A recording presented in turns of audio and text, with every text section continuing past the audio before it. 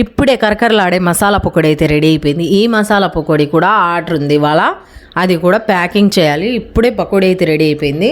మన షాప్లో పకోడీ చాలా ఫేమస్, చాలా టేస్టీగా అయితే ఉంటుంది. అసలు చికెన్ పకోడీయా ఇది అన్నట్టు ఉంటుంది. ఒకసారి ట్రై చేయండి. ఇక్కడ వచ్చేసి దీనికోసం కావాల్సిన ఐటమ్స్ మొత్తం అయితే కలిపేశారు, పిండి వేసేస్తున్నారు. చూసేద్దాం వచ్చేయండి మీరు కూడా. ఇక్కడ వచ్చేసి పిండి, ఉల్లిపాయలు, పచ్చిమిర్చి, కరివేపాకు, కొత్తిమీర, అలాగే అన్నీ వేసే ఇంగ్రీడియంట్స్ మొత్తం, చికెన్ మసాలా, గరం మసాలా అన్నీ వేసేసి నెయ్యి కూడా వేసి కలుపుతాం ఇందులో. అందుకే అంత టేస్ట్ ఉంటుంది పకోడీ సూపర్గా. కలిపేశాక ఇలా పిండి, శనగపిండి, ప్యూర్ శనగపిండి వేసి కలుపుకోవాలి. అవన్నీ కలిపెట్టి అందులో శనగపిండి వేయాలి. శనగపిండి కూడా వేసి బాగా కలుపుకోవాలి. ఒట్టిగా ఉండాలి పిండి. పైన కొన్ని నీళ్ళు ఇలా చలికరించుకొని వేయాలి. అప్పుడే కరకరలాడుతూ ఉంటుంది, లేకుంటే మెత్తగా ఉల్లిపాయ పకోడీ లాగా ఉంటుంది. ఉల్లిపాయ పకోడీ కాదు కదా ఇది, మసాలా పకోడీ. టేస్ట్ అయితే సూపర్గా ఉంటుంది.